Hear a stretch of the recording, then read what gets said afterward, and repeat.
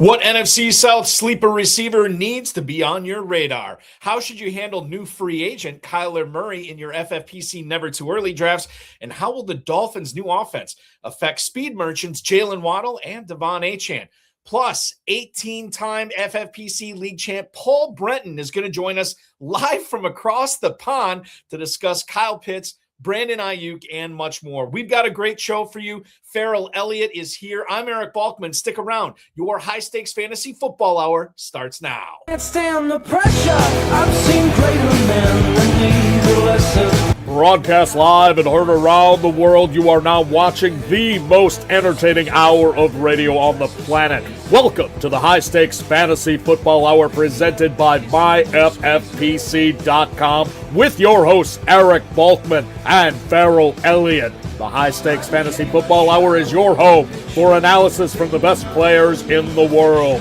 And now, because no one else was available, here are Eric Balkman and Ferrell Elliott. Solace in the scripture. Are we not all our father's sons? I became a man. Nobody ever told me what a man was. Greetings and salutations to all of you Balkaholics and Ferrelliacs. Welcome into the latest episode of the High Stakes Fantasy Football Hour presented by MyFFPC.com. I'm your slightly above average host, Eric Balkman. My co-host is the definitive commissioner of fantasy football, Ferrell Elliott. Coming up on tonight's show, we're going to banter about on how Bashal Tutin should be treated in FFPC Dynasty Leagues, Eli Stowers' rookie year impact, and Paul Brenton, the 18-time FFPC League champ, joins us to talk 2026 rookies, FFPC Dynasty moves to make and not make, and much more. If you want to connect with us on X, please do so at HSFF Hour. I'm at Eric Balkman. Of course, you can see it at the bottom of your screen right there. You can always check out the Ferrell's Kentucky Fantasy Football State Championship, KFFSC.com. I'm signed up for a few slow drafts in there if you want to compete against me. Register now. You can also post on our Facebook page, facebook.com/HSFF Hour. Email the show at highstakesfantasyfootball@gmail.com. If you have any questions for us, now is the time to send them in. We'll try to get to all the chat room questions, X posts, and emails in our fantasy feedbacks coming up later on in the show. And if we don't get into it, we will get into it on Extra Reps, which will air Friday night at 10 p.m. Eastern right here on this FFPC YouTube channel. Shout out to our audio engineer, my best friend Bryce, and of course our producer and mutual friend Rob. Now, if you are looking to put some of this advice and this talk into action, please do so at myffpc.com. We have FFPC Dynasty Orphans and Empire Orphans, some as low as $1, some lower than that. Check it out, myffpc.com, if you want to play fantasy football year-round. The Dynasty Orphans are popping. We just listed a bunch of new ones today and yesterday, so there's plenty of stuff out there for you. If you are more of a best ball person, feel free to check out the FFPC Never Too Early Best Ball Tournament or the FFPC Never Too Early Superflex Best Ball Tournament. The original recipe one features a $125 entry fee with a $40,000 grand prize. The other one, the Extra Crispy Superflex, $35 entry fee with a $10,000 grand prize. You got to hurry and get in these leagues because we will be shutting them down when the NFL draft starts on April 23rd. So you got about 6 weeks or so in order to cash in, 7 weeks or so in order to cash in on those 5-figure grand prizes, because those drafts are going to be decided prior to April 23rd this season. And of course, we got a couple of gorillas for you to check out. The Big Gorilla features a $350 entry with a $1 million grand prize. The 7 Bananas promo is live. The early Rampage tournament is going on right now, a $25,000 grand prize. You register for the Big Gorilla. Right now, you're basically getting 2 tournaments for the price of 1 entry fee. And of course, the Baby Gorilla is something we introduced this year. If you always wanted to play high stakes fantasy football, but wanted not so high of an entry or barrier to get in, this is just $125 and you can win $100,000. All those leagues and more available at myffpc.com. Remember to like this video, subscribe to the channel, comment on the video, share it with your friends, share it with your enemies, and get notified each and every time we go live. I'll give you the schedule for the FFPC family of podcasts for the remainder of the week at the end of the show tonight. Without further ado, let's bring in the co-host with the most. Ladies and gentlemen, he is the commissioner of the Kentucky Fantasy Football State Championship at KFFSC.com, and a guy that I've been doing this show with for many years. He never fails to disappoint. This night will be no different. Please welcome in Mr. Ferrell Elliott. Ferrell, good evening, sir. I never failed to disappoint. Not once. Not once. Now, examine that statement there. Oh, sorry. I never fail to disappoint. I just realized. My prom date. I went to the prom as a sophomore once. Yeah. Didn't even have a driver's license. Pop passed me the keys anyway. Said bring her back without a scratch. And she was disappointed that I did not show up with adult beverages. This is in Balky. Now I've disappointed you. The Gorilla says that he's sure that was on purpose. I'm not quick enough to keep up because I caught that one. But your chicken thing, original recipe, until you came in with extra crispy, I didn't catch it. So I'm not as quick as the guys at the combine, Balky. Holy smoke! They were fast this year. Now I will say that two things to say about that. Number one, you always fail to disappoint. I'll say that right now to correct my faux pas from earlier. I still don't think we're getting anywhere. No, we're probably not. Number two. A big reason they were so fast in the combine. I think it started happening a little bit last year, but more so this year, Ferrell. The slow guys just aren't running anymore. The guys who are not going to run 40s. We saw the fewest number of people run in the 40 this year than we've seen before, which obviously is if it's just the fast guys running, it's going to increase that speed. And we saw it. What was it? Like 5 different positions. It was the fastest we've seen from any of those positions in combine history. I don't think that's an accident. No, and as you move back, football playoffs, and the championship, and extra weeks for certain teams, we're going to get more of that because guys are ending their season later. Some of these have a conference championship game in there, and they're ending the season later. They have to recover from that, and then they have to get involved with training.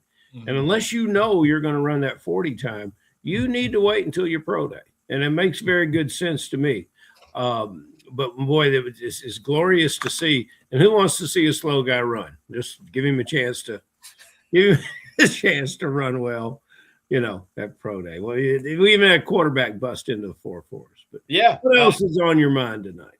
Well, I think the big news of the day, if we can get into it right now, is the changing of the guard at receiver in New England that we saw today.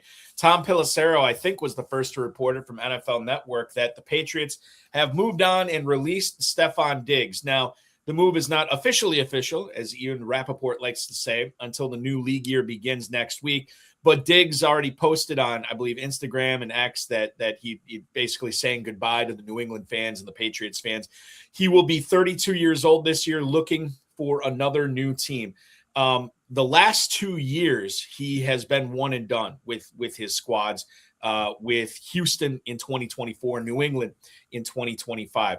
2.1 yards per route run in 2025, which isn't, a wow at all, but it's definitely not bad. I mean, it's for sure, significant. Was not all that great in the postseason. And we noticed that New England really didn't treat him as like a traditional X receiver because he wasn't out there as much as we would have liked, at least Diggs owners would have liked to see him play. I don't believe he's washed. I believe that there's still something left there, but his best football is behind him. He's also in some trouble off the field as well. We could see him remain a free agent for quite a while here, Ferrell, while the NFL waits to see what's going to happen with his legal stuff. And in that case, he's going to be plummeting in the Never Too Early Best Ball Tournament. Right now, I show him as wide receiver 42 at the 10:02. This is always a tough subject to talk about when we're not talking football, but this is a fantasy football program. And I'll just tell you that I do believe that this guy is going to dip into an area where he's going to become a target for me because people typically do not like to draft players that are not on teams. And we saw it last year with, I think it was Keenan Allen, right? Where he wasn't on a team for forever. And, I was drafting him in the 17th, 18th round. Eventually he did sign somewhere. and he put up numbers for best ball teams. We've seen it happen before. I think it's going to happen again with Diggs. Too rich for my blood right now at that 9-10 turn. But once he dips maybe to like wide receiver 49, wide receiver 50, and he starts going and say, I don't know, what would it be? Like the 12th round, the 13th round, that might be the time I strike. Okay. I'm going to leave this alone as a drafter. I think, you've got a player here that wants to be the number one receiver. That's his whole mantra. That's why he left Minnesota a long time ago. Thielen was the number one guy. He wanted to be, there was no room for him with Jefferson. There's just, he moves on. He wants to be the number one guy, and that is his situation. We saw Kupp. We saw Thielen, we saw Samuel, all these situations, and go to places where they could help teams win. I don't think this is this kind of guy's makeup. Now, as far as catches, somebody's going to raise their hand and say, Ferrell caught 85 passes last year, 86 passes, something like that. But he didn't catch them for much yardage. And I think you could put a serviceable receiver into that position in New England and do well. We don't need a serviceable receiver in New England. We need a stud. We need a star. We need someone they can develop. And if that player develops or comes in as a player in his prime as a free agent, the beneficiary in New England is that quarterback who in my experience, in my limited gorilla drafting, which I am involved in right now, I think is going a little later than he should. And you picture one of these young receivers, or you picture a free agent. There's some suggestions here on the message board. I think there's much better things you could do, Balky. And if you're tempted in the 12th round, I would say avoid that temptation. If he's still hanging around late, why not? But not for me. Yeah, in that area where I'd be looking at him, or I said I'd be looking at him, that's like Jaden Reed, Jaden Higgins, Kevin Concepcion territory. And certainly you can make a case that those guys would be more valuable than Diggs, considering that none of them have the age that Diggs does. None of them have the off-field stuff that Diggs has. And all of them are currently signed with teams. They're under contract with teams, which is something. I pray that his off-field gets the healing it needs and he can return to fantasy. He can return to football. He won't be returning to my fantasy football. You bring up the interesting point about New England and Steve G chiming in. How do you replace Diggs on the Patriots? Steve G said Shaheed, and I think that's valid. But I do believe that New England, was kind of exposed by not having that true alpha in his prime. And I think about guys that could come there, maybe not, because I don't think there's a free agent that's going to come and be a massive difference maker there. There's certainly nobody in the draft that's going to step in year one and be the alpha on a Super Bowl contender, a team that's coming off a Super Bowl appearance. I think about guys that might be available in trade. AJ Brown would be a possibility, and maybe I spoke too soon. Maybe Mike Evans could fill that role for that'd be another option. But I think that's where New England is setting their sights. I think as big as this Diggs story is, I think the bigger story is going to be the huge fish that this team is going to reel in. And I think it stands to reason it may not be Evans or Brown, but it's certainly going to be somewhere at that level of talent. Draft and develop one of these young guys that will be playing like Alec Pierce, a guy that you don't have to throw the ball to that much, but sure does catch it when you do. That's what they need. They need that downfield guy. Speaking of downfield guys and younger receivers, I don't think we've talked a whole lot about Jalen Coker. And I do want to bring him up tonight because Carolina, he's in the news. Carolina actually tendered exclusive rights to Jalen Coker. Adam Schefter reporting this earlier today. Coker did not play early in the 2025 season, and obviously it took him a little bit. What does Mike Tomlin always say? It's hard to jump aboard a moving train, right? Which is what Coker was trying to do. But down the stretch, he was awesome. 134 receiving yards and a touchdown on 9 catches in the wild card game for Carolina this year. Dave Canales said, this is probably about 2 or 3 weeks ago now, that he is the number 2 receiver behind Teteroa McMillan. Carolina, it remains to be seen what they do at running back. I think Rico Dowdle's gone. They're still going to have Hubbard. We'll see what they have with Jonathan Brooks. They could bring somebody in there, but they like running the football there. And when you talk about a second wide receiver in that offense, I don't know how much fantasy value there is, but there is some. And in the Never Too Early Best Ball Tournament, wide receiver 54 at the 1304. Speaking of Diggs territory, if he does slip down to that area, I think Coker's really interesting. He came on at the end of last season. We love to see players carrying that momentum into the following year. And I'll say it right now, and maybe YouTube has a problem with this. I'm a cokehead. Jalen Coker, baby, in 2026, wide receiver 54. Makes a lot of sense in the 13th round, Ferrell. I wouldn't say I'm necessarily targeting him there, but if I do see him available in the 12th and 13th round, I'm probably going to be hopping on that quite a bit. And I'm jumping on that bandwagon with you, Balky, and he earned it. He earned it in the playoff game. He earned it towards the end of the season. They're going to have a better passing attack this coming year. I'm all the way with you there. This type of tender is the one that you continue to negotiate through and get to a longer-term deal for him. He's going to step up and have one of those deals and be a valued member of this team. So I'm a big Jalen Coker guy. I might even draft him a little earlier than where he's going now. Yeah, it seems like McMillan is getting all the love right now. He's going really high in the Never Too Early Best Ball ADP. I'm showing Tedero McMillan as wide receiver 13 right now, Ferrell, at the 309. That's ahead of A.J. Brown, T. Higgins, Garrett Wilson right now. So there's a lot of love for McMillan. Probably should be more love for Coker. Let's spread that Carolina Panthers love out a little bit more, FFPC drafters. My message to you this evening. I also have another message for you, and that is bringing our guest on tonight, which we're going to do right now. Ladies and gentlemen, it is my pleasure to bring him on, a guy who has won. He was already a double-digit league champion in the FFPC prior to this season. And then on to his 10 league championships, he adds on not 6, not 7. I feel like I'm LeBron, right? Not 6, not 7. He added 8 FFPC Dynasty League championships onto his resume this past year. You can connect with him on X at EPB 1983 Dynasty. That is EPB 1983 Dynasty. He joins us from jolly old England right now, early in the morning. Please welcome aboard onto the show, Mr. Paul Brenton. Paul, good morning, sir. Thanks for hopping on. Good morning, Eric Ferrell. Thanks for having me. So I tried to map this out before the show started. Are we looking at what? Is this 3:15 in the morning for you right now? Absolutely, yeah. That's wonderful. I've stayed up. I was so fearful of missing an alarm to get up that I've stayed up. You just got in. You just got in from the pub. Is that right, Paulie? The chair's not even warmed up yet, is it? Yeah, that's right. Okay. When you are in the pub over there, what are you enjoying? I drink a cider, but it's very different from the cider that you're used to. Yeah. It's proper sort of Somerset cider where cider originated from. So that's my tipple.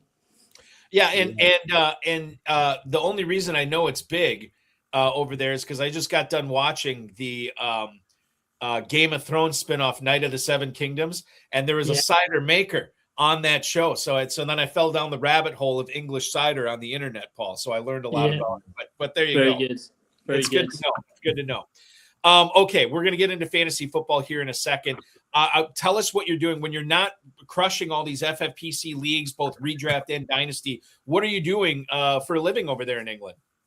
So I'm a digital director. That's what pays the bills. But really, I have an obsession for fantasy NFL. I run, I cycle, always indoors. I hate cycling, running outdoors, which is the opposite to most people. Right. I got into NFL, I guess, in the late 80s, which is probably unusual for somebody in the UK. My dad's first cousins, were cheerleaders for the Dolphins, hence the Dolphins gear. And that's really how I got into NFL. So it's always been part of our family. I've been very fortunate. I've seen Miami everywhere they played. So London, Frankfurt, Madrid, Miami, obviously, New York. I've been over to the States multiple times to watch games. Our family's obsessed with NFL, really. So that's my background, and I've got an amazing family. I'm very fortunate. I've got 2 boys who are also obsessed with the NFL. No pressure from me, but 10 and 7. They want to be on the international pathway. So a couple of questions here, follow-ups on this. So number one, is that I maybe lost count. Have you seen the Dolphins play in 5 countries or 4, Paul? What have we got? England, Germany, Spain, Spain, and the States. and the so States. four. Okay, all right. Well, that's where the hell's Tom Smith tonight? He'd be eating this up, Ferrell. With all we need to get Tom. Yeah. Smith is our California-based, Paulie. He is our California-based Dolphins fan. And Dolphin fans are all over, and God bless you. I don't think any of them has your dedication and family history. So good. Let's start with the Dolphin question. Yes. How do you envision, because you must be a visionary to have these consistently good records in the FFPC, what do you think? There's a lot of things going on with Waddle. The blazing. We just talked about all these great speeds from the combine. Did you watch a lot of the combine? Yeah, I've watched Good. Mostly Waddle's only 27 years old, and when he was 21 and 22 years old, he's fast as the fastest of these guys. But I only see a 60 catch receiver for the last couple of years, and I know he's played hurt. I know he's missed some time. He doesn't seem to miss games, but he seems to miss time in games. He has a new offensive coordinator and a new head coach that made significant differences with players over the last couple of years, especially at the quarterback position. You don't really have your quarterback yet. We don't really know who he is. So how do you envision this? Do you see Waddle coming back to be the bulky? It may be since 2021 that he's put up the kind of numbers that I think would justify drafting him generally where he goes. And I have not been a Waddle drafter for years, and I don't know if this is the year that I want to jump on the ship. Paulie, tell me, am I right or wrong about your book? I think it's a really good question. I think I can't pretend that I'm not a little bit worried with the Green Bay influence coming across on offense. They haven't been the most exciting offense, been efficient, but they don't really have a true one, do they, as a wide receiver? They spread the ball out. You saw Golden last year, there's lots of hype with him, obviously a bit of a speedster, and it didn't sort of pan out for him. So I'm a little bit worried about that. But with Tyreek Hill moving on, he's going to be the number one receiver, at least this year. They've got no plans from what they're saying to trade him. They see him and A-Chan as part of the rebuild.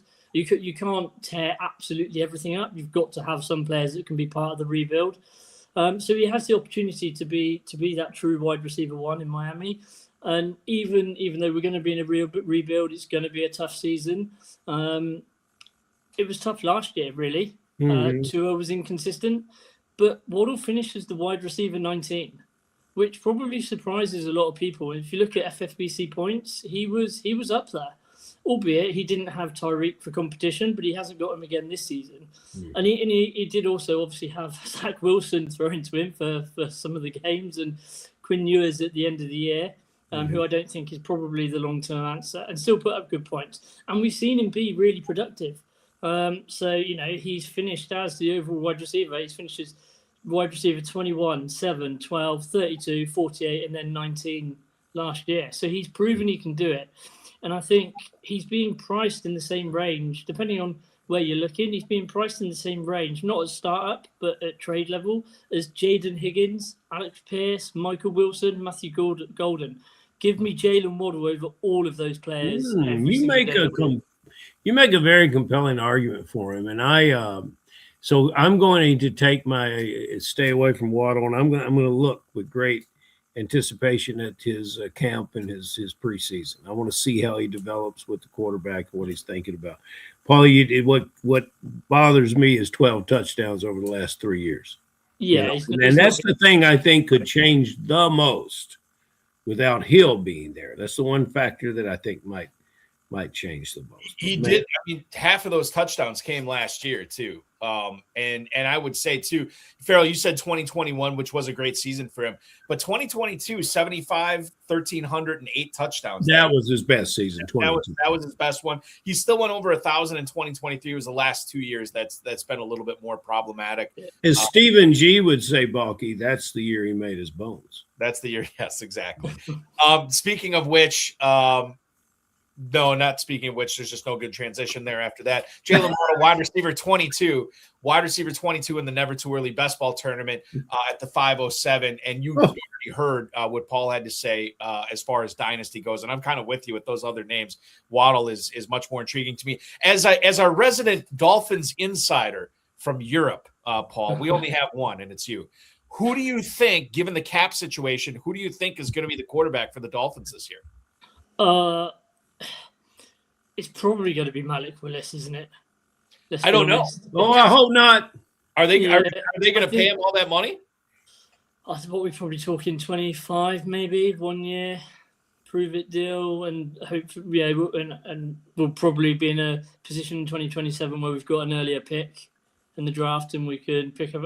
People want us to tank for Archie Manning. I don't think he's particularly proved himself last year. I mean, obviously he comes from a great family of quarterbacks, but we'll see. I worry it'll be Malik Willis because I just don't think that'll be exciting, and that maybe will push Waddle down a little bit. Again, efficient. He doesn't throw for that many yards. Might even cut into Achan's work a little bit.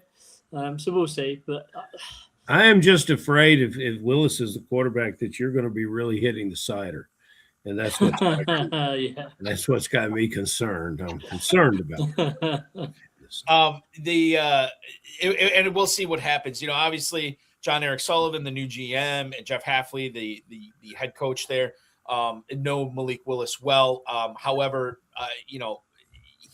I feel like a big reason that he was so successful in Green Bay was the tutelage of Matt LaFleur, which he's not going to get in Miami. Maybe he just needed that seasoning, and maybe things slow down and everything's clicked for him, and he's going to be good in Miami. We'll see. I mean, you could put Willis with Achan and Waddle on that team. Maybe you add another weapon in the draft. I don't know. There could be something there. Remains to be seen whether that all goes down, but we'll be watching for sure. Sticking in the state of Florida, let's go a little bit further north to Tampa. Paul, last year, Emeka Egbuka crushed it to open the 2025 season. He was looking awesome. We're talking about Rookie of the Year and what a steal he was in, the latter part of FFPC Dynasty rookie drafts. And then we saw another version of him that really faltered down the stretch. Normally we see these rookie receivers crescendo up as the season goes on, but it was the opposite for Egbuka as he ended up going down as the season went on as far as production goes. Certainly the real version, the quote-unquote real version of Egbuka is somewhere in the middle between those two. But do you think he's closer to the version we saw at the end of the season or at the beginning of 2025? I see him as much closer to the beginning of the season. I think he was thrust into a role early on because of the injuries that they had in Tampa. I see Egbuka as an elite receiver. I remember people fading JSN after season one. People faded Pickens. He's obviously had a bounce back year in Dallas. Evans is clearly most likely out. Godwin's still coming back off of his injury. They've still got Mayfield there, and I think you have to be careful about coach speak and quarterback speak, but everybody spoke so highly of Egbuka. I don't really see much that changed in the middle of half of the year, other than more competition for targets, certainly in the back half of the back quarter of the year. He was a round one pick. We know that's super important for opportunity in the NFL. And here's a stat that I looked at earlier, knowing we're going to talk about Egbuka here. Of just over 2,100 rookie wide receiver seasons, Egbuka's 938 yards last year is 42nd all time. Right, so he had a really good rookie year. Yeah. It's easy to look at the back half of that year and think, actually, something happened, something changed in Tampa. I don't really think it did too much. That's more than Amon-Ra St. Brown got in his first year, and obviously we talk about St. Brown's rookie year as a stellar year for a rookie wide receiver. It was more than CeeDee Lamb, more than Terry McLaurin. If we really want to get carried away, and I'm not suggesting he's going to be anywhere near this level, it was more than Jerry Rice. Now, obviously, I'm not saying he's going to get near that level, but he's going to have the tools and the opportunity in Tampa to take that number one role this season, the same way we saw JSN take it in Seattle. So he is probably going to end up being their wide receiver one. Mayfield has proven in Tampa. I mean, obviously, it wasn't quite as consistent last year, should we say? But I think Tampa had a lot of injuries on both sides of the ball. His 63 receptions last year, by the way, were also 63rd all time for a rookie wide receiver. So I see him much closer to the front half of the year. I'm absolutely stacked on my Egbuka shares, and if people are willing to fade, I'll be buying more. And certainly in the Big Gorilla leagues, I'll be looking any sort of fade on Egbuka, because of the second half of the year I'll be pouncing. I guess if you're loaded up with Egbuka, Paul, it's tough to trade for him because you already own him and all those. Have you tried trade? I mean, what sort of been like reaction from trying to trade Egbuka? Have you found any owners that are really down on him after he kind of fizzled out at the end of the season, where you could get him for less than 100 cents on the dollar? Yeah, I'm literally I think Jalen Waddle's my most owned player, but I'm at 80% Egbuka shares, so trying to trade for him in any league is quite difficult. But I have received offers for Egbuka, and people are trying to buy low. That's quite clear. But unfortunately for my league mates, I'm not one of those that is fading him. I think just a little bit of patience, except the back half of the year was always going to be, what's the word? Slightly slower than the start of the season because of the way we was thrust into that role. Yeah. You're hitting that rejection button quite often, sir. I can imagine. Absolutely. Every single time so far. No one's come close. Why are they even trying?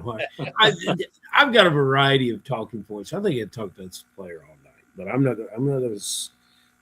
going to continue the conversation with you after I ask the question. It's a very basic question. The quarterback in Atlanta. So Balky's been keeping us in Florida. Let's drive up I-75 and let's end up in Atlanta. And let's talk about the quarterback situation there, because it's quite somewhat uncertain too. The quarterback needs to get healthy. And everything that happens at quarterback, the biggest effect in Atlanta is not Robinson, but it is a tight end Pitts. And Pitts has become more in my mindset of the proverbial front of my mind ever since our FFPC champion Rob Sorrow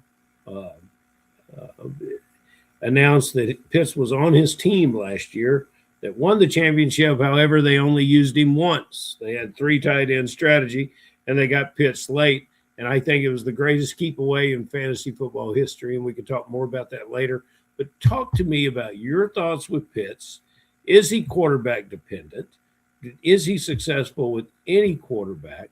And then I'll come back in with some more directed commentary on that. Yeah, cool. So I too bought into Kyle Pitts last year.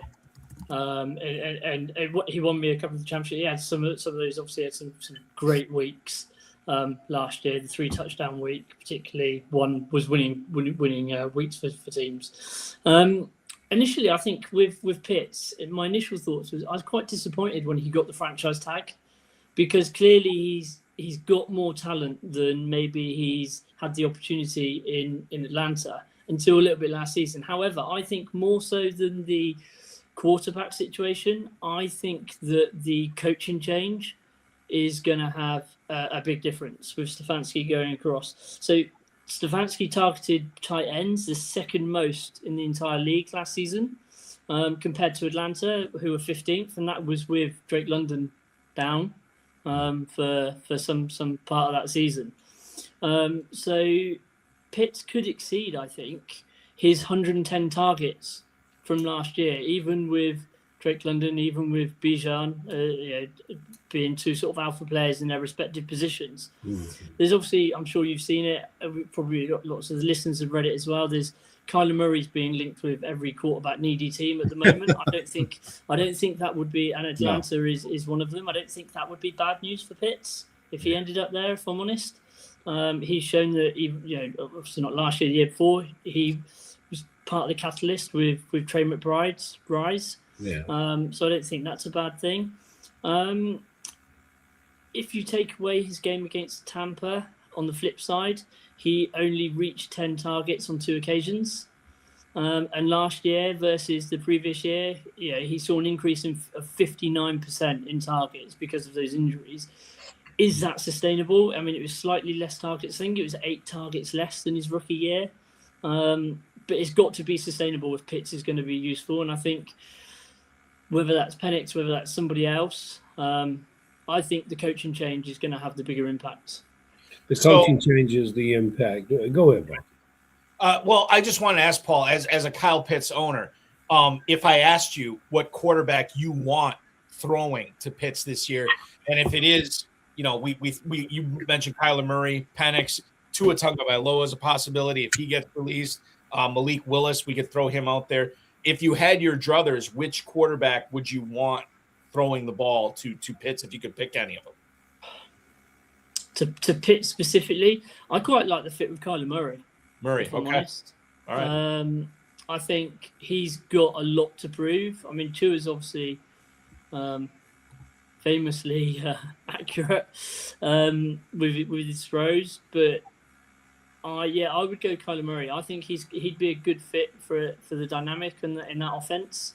I think somebody that can scramble a little bit. Obviously, he started off. He's never reached that production he did in his early years, probably because of his injuries. But I think new lease of life for him, a young team. I think he's a good fit.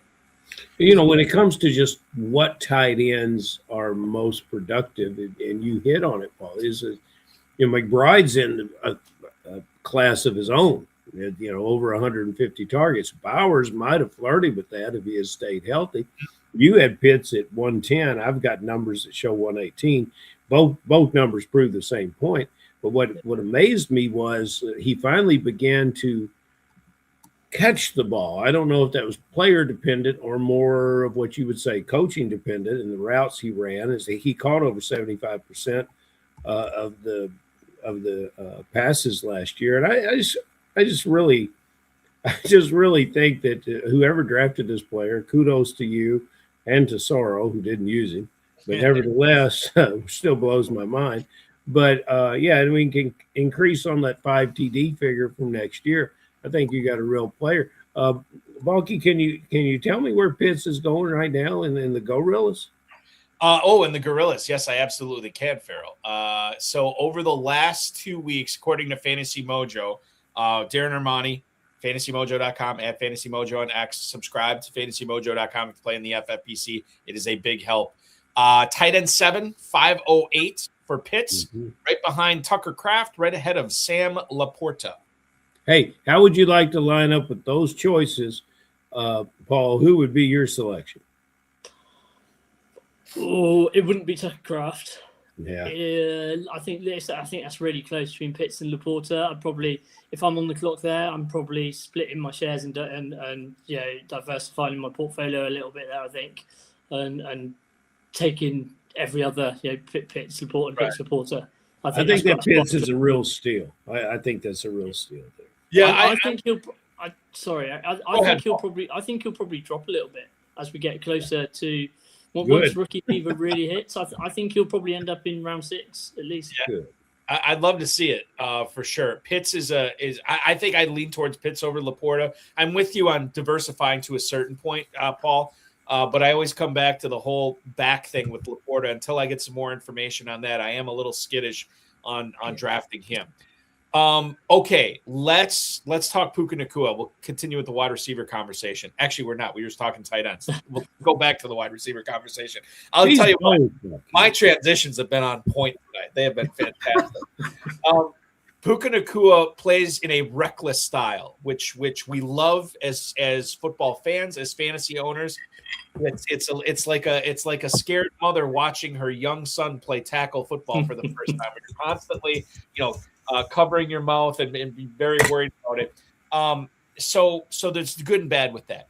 The other thing to consider in Dynasty with Nacua is Stafford is not exactly a spring chicken anymore. Coming up at the end of his 30s, we knew that retirement was a possibility this offseason. He kind of quashed that at the NFL honors rate when he won MVP or whatever. We kind of knew he was coming back. But 40-plus touchdowns last year. A guy that old, certainly there's probably going to be some regression coming. When you think about how, excuse me, Paul, how high everybody is on Nacua right now and coming off the season that he had, what would you say to somebody who said, hey, I think now's the right time to sell Puka Nacua, would you get behind that sort of line of thinking? Or are you of the opinion, elite talent over everything else, I got to keep a guy like Nacua on my roster? Yeah, I don't think you sell Nacua. I think if you've got Nacua and you're worried about Stafford, take the points this year, right? You should. The way I play fantasy football, I play to try and win every year, right? I want to be competitive every year. If I've got someone like Nacua, he's clearly going to help me be more competitive. So I would ride whatever happens with Stafford this year.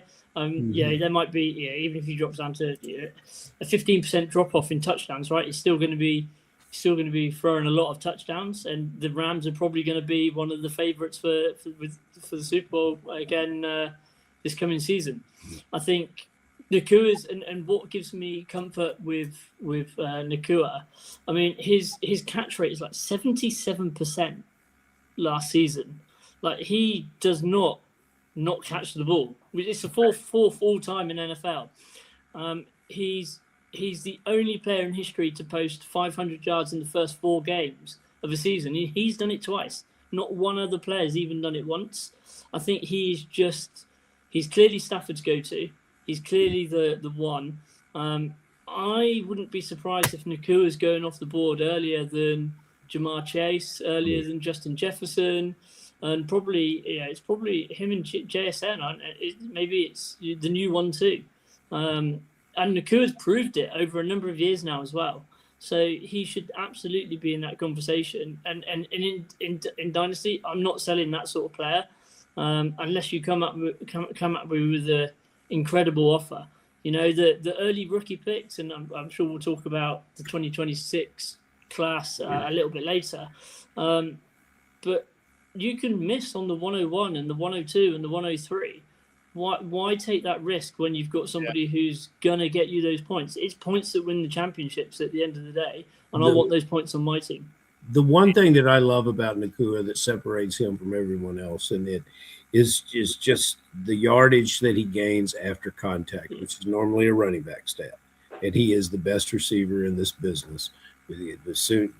Look, if he's up against a corner, you know, if they're playing like a Kansas City that plays a soft coverage, there's no one that's going to tackle him. It's just he's a great matchup wide receiver, and a pleasure to, you know, it makes you excited about playing fantasy football when you have a player like that roster. Absolutely. I think even when we get to the point of, I don't know whether it'll be a rookie quarterback for the Rams or whether it'll be a trade that they'll have to make to replace Stafford at some point. But if it is a rookie, his contested catch rate as well is incredibly high.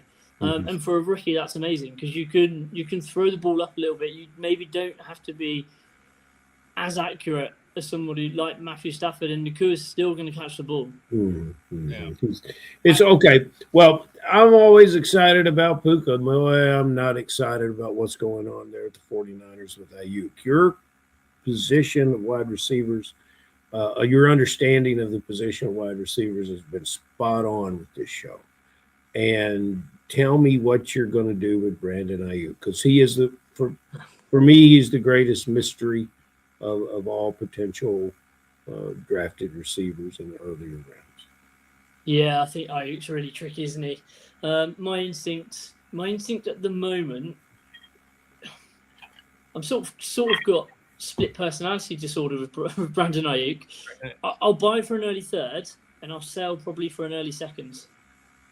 That sounds a little bit odd, but his situation's very much in flux, and it really depends on the sort of your individual league that you're playing in terms of how people feel about him. I've got a good amount of Ayuk shares because people were selling him off cheap. So an early third is probably worth the shot. The way I see it is, if he's had a 16 points per game season. I think, obviously we're talking a couple of seasons ago, but he can play ball and he can be effective for your fantasy lineup. He's someone you can put confidently into your lineup every single week. Or you can swing at a rookie, because obviously it didn't end well for Ayuk with the 49ers. which creates opportunity.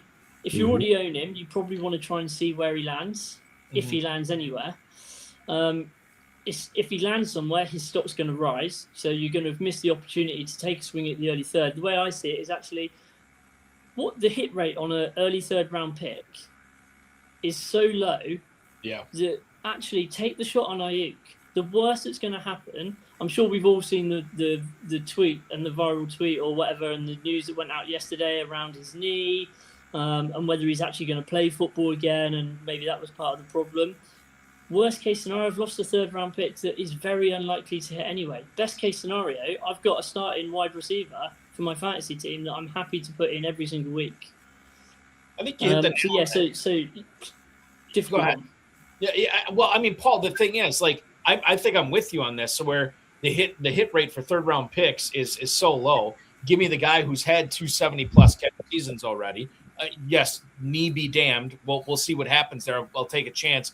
And then if somebody's going to offer me the 202 or 203 this year, yeah, I'm probably parting with Ayuk for that to get a younger, healthier guy, and we'll see what happens with that as well. So it's a good situation. You're right. Go ahead, Ferrell. Guys, this receiver class in this draft is very, very deep, and I would study it a little more before I would give up a third round pick that you might be able to steal a guy, because you're going to see some players here that you can't believe are fourth, fifth, and sixth round NFL draft picks that are going to be available and going to do well. You know, Stephen G talks about one of his favorites, Shaheed, one of my favorites too.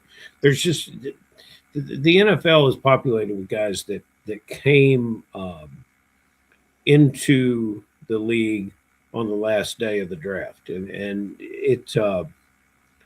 I don't know. I really like this group of rookie receivers, so I value those draft picks probably a little more. And Paulie, I probably historically have valued them more than you have, obviously to my detriment, because I'm not winning anything at the rate that you are. But I want you to keep winning, and I want you to really take a long look at those rookie receivers this year. I will be doing the same, Paul. So we've gotten our homework from Professor Elliott. We know we have to do. Adjunct professor. Yeah, before we do the homework, I want to get to a game by request, Paul, that we're going to play with you called Hold, Trade, Cut. I have prepared 4 groups of players here, quarterbacks, running backs, receivers, tight ends. You tell me in Dynasty which one you're holding, which one you're trading, which one you're cutting. Without further ado, let's go to the quarterbacks first.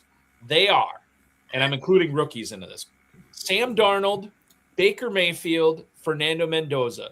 Hold, trade, cut.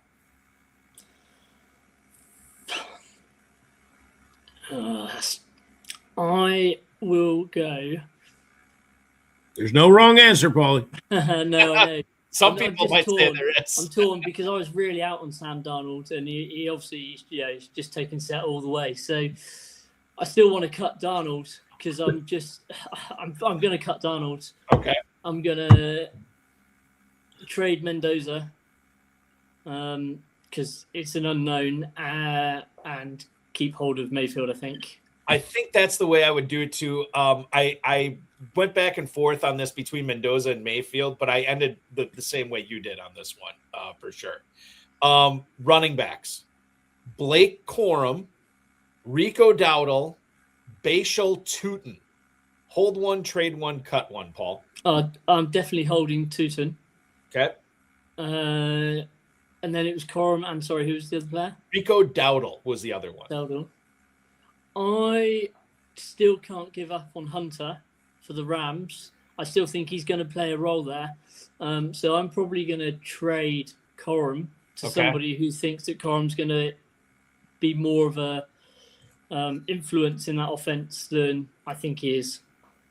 Well, Corum is a favorite of Balky, Paul. Well, I would say so. I would. Because I pay attention to you when you talk on this show. Yeah. Yes. Are we in? I don't think we're in any leagues together, Eric. I'd be happy to hear your offer. No. Well, here, yeah. Well, I can't play FFPC. That's the problem. But if you play in Kentucky Dynasty, then we could make a deal. Now, I will say, with Dowdle, how much, like, because it might be a 1 year thing, but that dude could still be the 1A in a backfield somewhere, like Minnesota, Kansas City.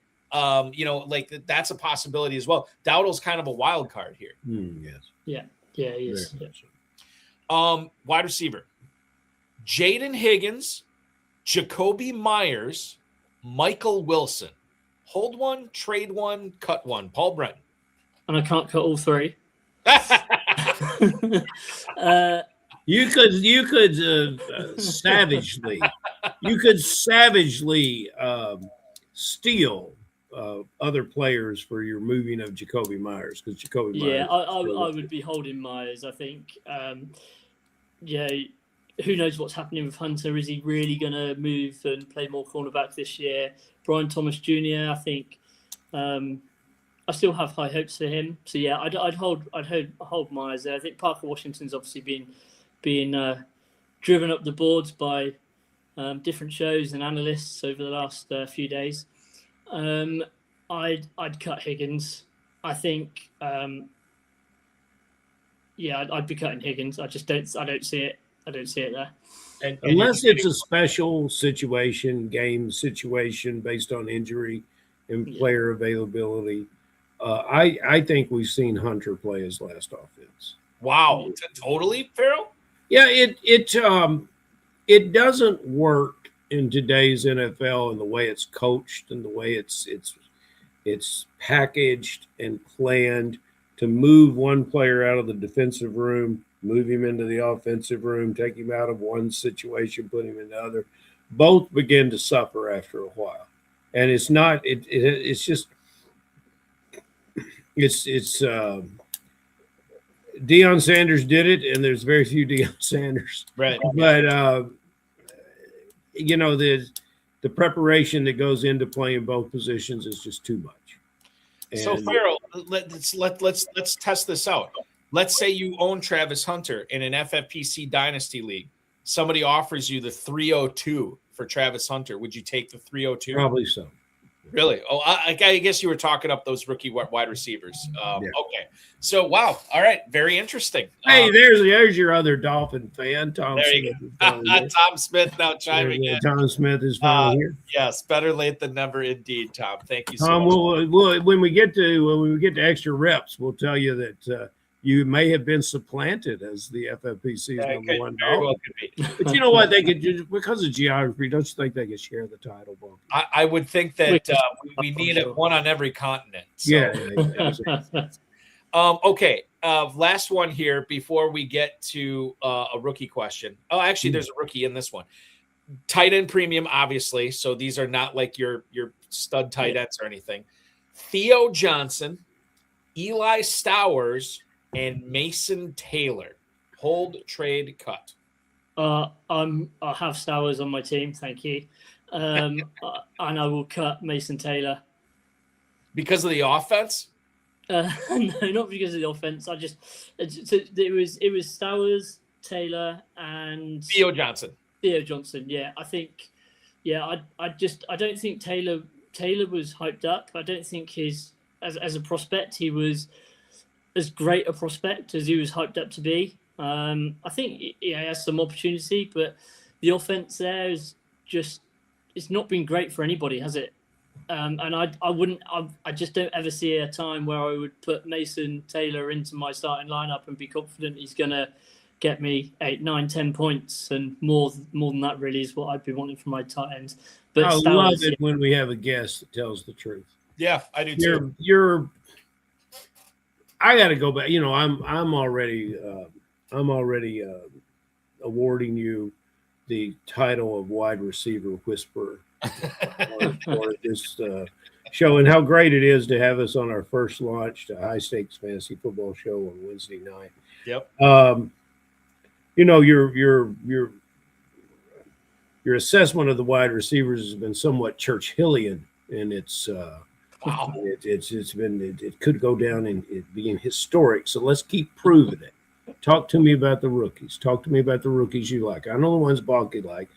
You can tell by the way I talk, I like all of them. So talk to me about who you like. Maybe a name or two that we haven't brought up yet. Tell me why. Is it just a feeling, a vibe, or have you followed the player for a long time throughout his college career? Let's hear from you on rookie wide receivers that will be drafted in the city of Pittsburgh, which means Balky won't be there this year. Who you like?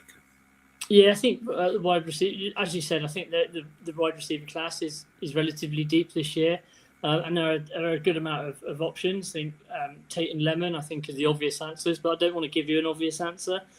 People love Tyson. I'm not quite there with him. My less obvious answer, and someone that I'm hoping to get a decent amount of share of, will be Omar Cooper.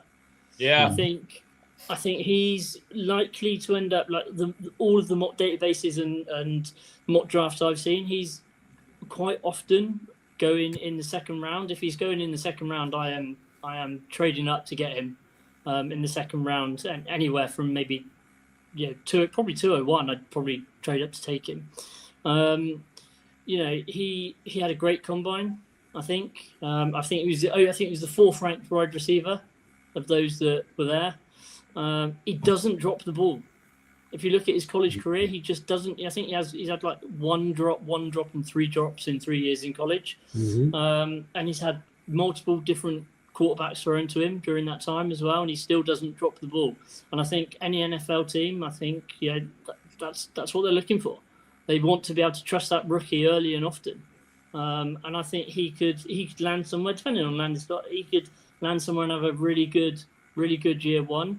I am a bit fearful though that saying that out loud, not that I have any influence on the industry, but other when everyone's bored of talking about Tate, Lemon, Tyson, etc., they're going to move on, and eventually they're going to catch up with Cooper, and it's going to push his price up. So it wouldn't surprise me if he ends up, by the time we get to May and we're doing our FFPC rookie drafts, he's probably back end round 1. But yeah, he's somebody that I really like, and I'm hoping to get a lot of shares of. And the talk about Lemon all week has been how he failed in the communication aspects and the meeting aspects and the opportunity to represent himself personally. And it is a controlled, stressful environment. And, of course, Lemon, when he was interviewed from the podium, looked like a man possessed, it's unusual visuals there. He'll probably straighten that out. I want to talk about what I think is Balky's favorite rookie. Balky, again, I'm speaking for you again tonight, but and I love, when you talk about dropping balls, I think the most beneficial thing and the useful thing about wide receivers at the combine is to watch the gauntlet, because you can tell a guy that can really, really catch the ball. And KC Concepcion starred at that this year.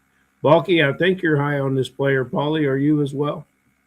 It's probably about maybe 4th or 5th wide receiver for me, I think, in terms of where I'm ranking him. Well, now I'm thinking a 4th or 6th wide receiver. You got to get jazzed up about that, Paul.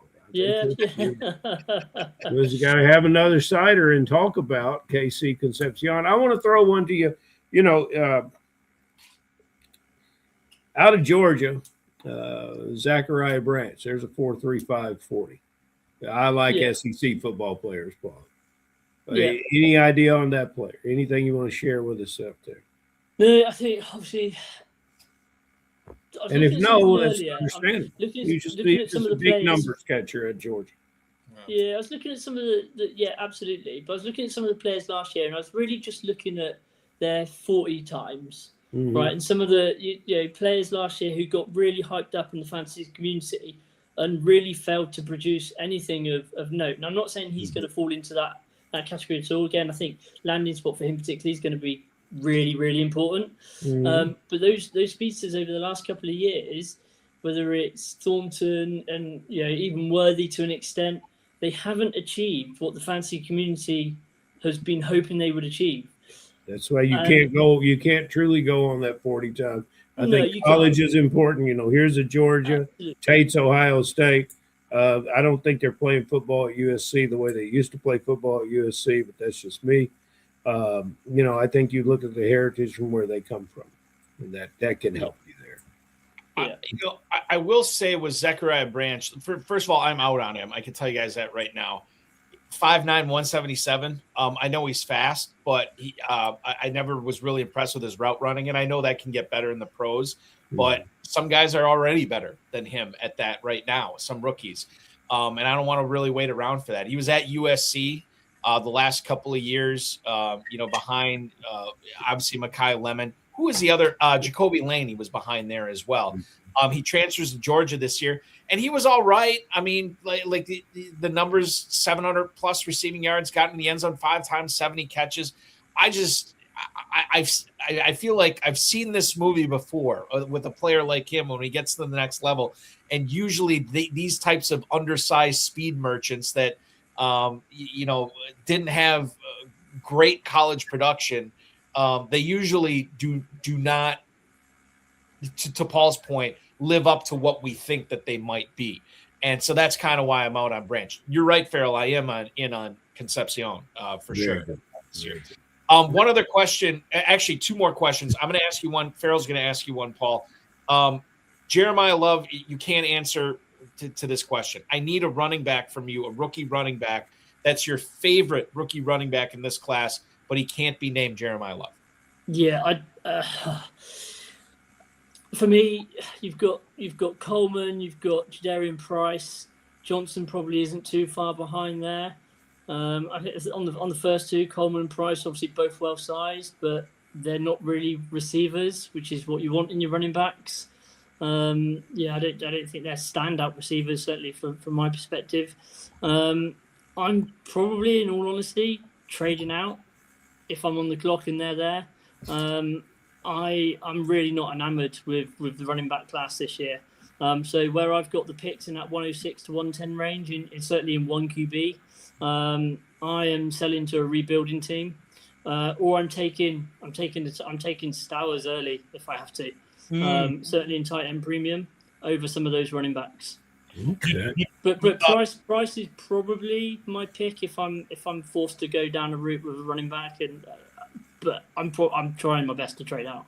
Did Mike Washington's combine do anything for you? I mean, there you go. He was. Yeah, it's a good question. I think I can't look at the combine in isolation when you're assessing these players. I think is where I'm at. I look at so many data points and probably come across quite clearly with some of the stats and things I've thrown at you.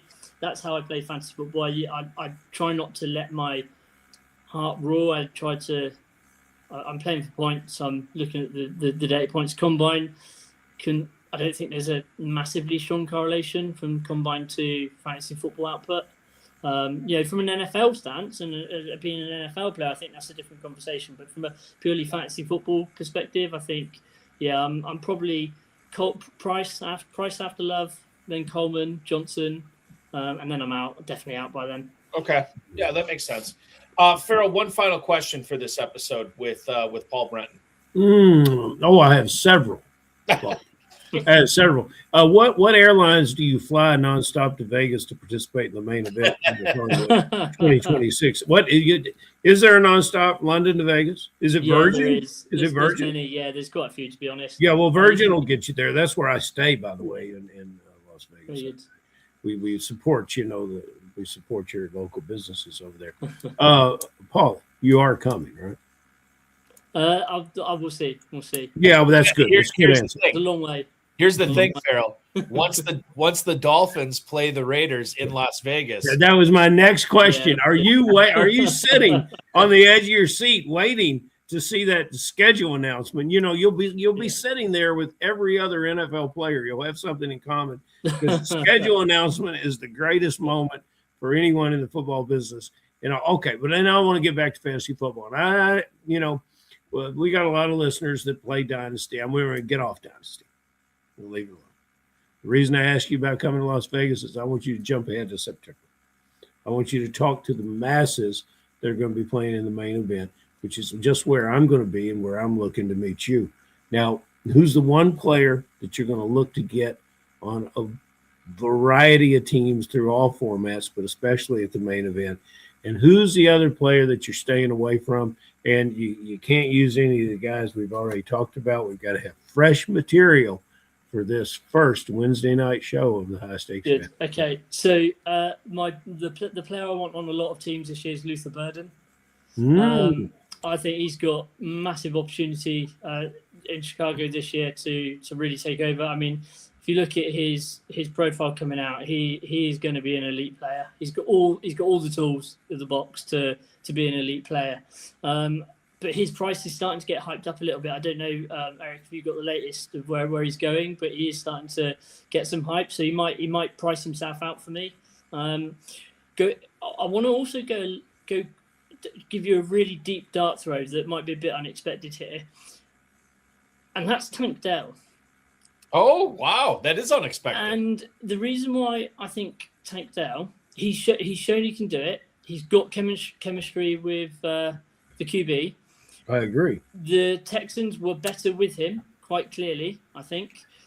I don't think Higgins and Noel are going to hold him out of target share when he's back. The only question you have on Tank Dell, and he's a free square, right at the end of your draft. The only question you've got is how's he recovered from that injury?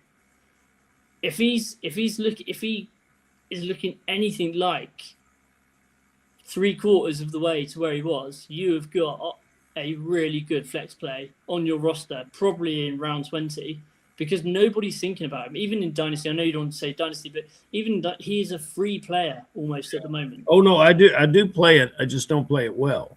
It's a big difference. So yeah, even in the main event, I think I would, if he's there, I'll probably even go round 17, 18 for him, because he's proven production, and he will be on that team. He'll probably be a 1A and 1B again with Nico Collins, like we saw previously. So they're probably Burden and Tank Dell. My stay away is Alec Pierce. Blasphemy, Paulie. It's his hype season again. Every off season, everyone hypes up Alec Pierce to deliver not a lot. And this season it's because he's a free agent, and I really, really, really hope the Pats absolutely overpay for him to go in and be their wide receiver one. I appreciate maybe they should be looking bigger and thinking bigger with someone like AJ Brown, but I can see him ending up there, and I'd love that. He's not. You got to go watch that film. How much film do you watch football? How much film? What in terms of games, in the terms of highlights? I was going to ask you that, Paul. Like, how do you consume the NFL? I mean, are you staying up, or are you watching it at a later time when it's more convenient? Both. So I'll stay up and watch live games, but we have I don't know what it is for you over there. It used to be Game Pass, effectively. I won't tell you the price that we pay because you'll be very jealous. We pay nowhere near what you pay for it. I have access to every single game. Whatever view of it that I want to take, whether that's a coach's view of the game, whether that's the full game, the game in 40, all the stuff that you get. A lot. An awful lot. But again, thinking from a fantasy football perspective, he last year he ranked 40th in points per game, right? He's going, certainly from a dynasty perspective, people trading him for firsts. I'm not paying a first for someone who's going to give me 40th not points, this year in points per game. Pittman scored 50 points more than Pierce last year. Appreciate Pittman's not a free agent. I appreciate you bailing me out because we're already over time, and you're coming in. Pittman's price is so much lower. If I can trade Alec Pierce straight up for Jalen Waddle, absolutely, I'm doing that, and I think that's doable because they are next to each other in any sort of trade charts, etc. at the moment. Especially if people have got concerns on the Dolphins offense. Yeah. Anyway, I'm out on Alec Pierce again. Never been in on him. I've got to be honest. And I think that's a mistake. But you'll make so many of the right moves that it won't matter. Genuinely, I think in Dynasty, I would be moving him before free agency. Now the hype is there. Like he's going to land somewhere amazing. He's going to get this mega deal. He's not a true wide receiver one. You don't want 11 points per game on your fantasy team. That's not going to win you a dynasty league. That's not going to win you the main event. That's not going to win you Big Gorilla. It's not even. Maybe on Best Ball, I might have a few shares, but outside of that, No, A thank you. change of location could be good for that player, and that's the only thing I'm going to differ with you on tonight, Paulie. And now you've got me even questioning that. And I will tell you, but one of our listeners, Dom Gazzetti from Las Vegas, he'll be there to meet you. I give Dom a shout out, Balky. Dom and Kelly, I'll be there the weekend after Easter. Just so, and you know why I'm going to be there the weekend after Easter, Paulie? I'm going to be spending Easter weekend at the foot of the cross, praying that you'll make the trip over Balky's proverbial pond and join us in Las Vegas. You're going to bring a lot to it. Yes, bring the cider. Absolutely. Virgin, by the way, British Airways, nonstop from London to Las Vegas. Yeah, I think he's coming on Virgin. I think that's how he's coming. Tank Dell, 1703, Never Too Early Best Ball Tournament, ADP right now. Luther Burden, I did look this up for you, Paul. He is at, let's see, where did I have it here? Wide receiver 25, 509 right now in the Never Too Early Best Ball Tournament. That's not too bad. That's what we got for ADPs. Okay, guys, we're gonna wrap this show up tonight. So what we're gonna do for those I'm speaking to the whole audience, but specifically to Ferrell and Paul. I'm gonna bump you guys out now. But we're going to come back with a different show, and we're going to do extra reps right after this, and that will air. So everybody's watching. You can expect that will air Friday night at 10 p.m. Eastern time. Paul, this was a pleasure. We will continue because there's so much more we got to talk to you about. EPB 1983 Dynasty on X, EPB 1983 Dynasty, 18-time champ. Thank you so much for hanging out with us tonight. So much more to come with you. We will talk with you again shortly. Yeah, thanks very much. Appreciate your time. Absolutely. That's Paul Brenton, Ferrell Elliott, the official definitive commissioner of fantasy football with the KFFSC. KFFSC.com is where to go. Best Ball, Main Event, Sweet 16, all available right now at KFFSC.com. Saddle up, draft some slows over there right now. Ferrell, thanks so much for joining me this evening, and we will talk with you shortly as well. See you then. All right. That is Ferrell Elliott. Paul Brenton, I want to thank both of them for coming on tonight. I want to thank the FFPC, Rob Bryce, and, of course, each and every one of you. We will be back. This show will be back next Wednesday, 10 p.m. Eastern time. We'll be talking with 2025 FFPC Terminator $25,000 champion Danny Kennedy will join us next Wednesday. That's going to be a lot of fun. Tomorrow night, FFPC Insider Access will feature Dynasty League Football's Michael Moore. We'll have him on from 7 to 9 right here on the FFPC socials. It'll be myself and him talking a lot of rookie stuff tomorrow night. Don't miss that. In case you missed the Road of his High Stakes Lowdown yesterday, 2024 Never Too Early Best Ball Tournament, 6th place finisher Frank Nunez, who actually I saw in the chat tonight. He was on last night. We had a lot of fun talking fantasy football, Never Too Early targets and fades. That was a lot of fun as well. If you want to put all this advice to good use, go to myffpc.com. Dynasty and Empire Orphans, as little as $1 now.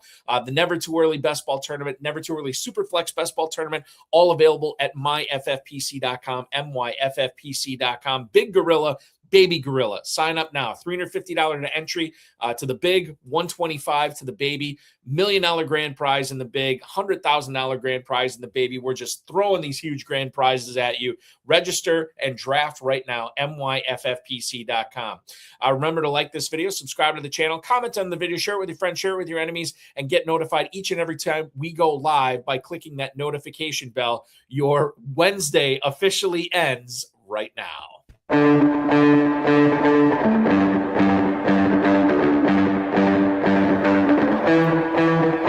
This has been another episode of the High Stakes Fantasy Football Hour presented by myffpc.com. It was broadcast live and was watched around the world. Balky and Ferrell will be back next week with more analysis, more interviews, and more advice from guests much smarter than they are. Thanks for watching, and we'll talk with you again next week. So just a programming note, Ferrell and Paul and I will be recording extra reps right now. That's going to air Friday night. It is a recorded show, so you can feel free to post your YouTube comments on there. We always like them. I read all of them, but we won't be able to interact with you because it will be a recorded show. Thanks so much for watching tonight, ladies and gentlemen. I will talk with you again Thursday night. That's tomorrow night with Insider Access, Michael Moore from Dynasty League Football and myself talking rookies. It's going to be a lot of fun. See you then.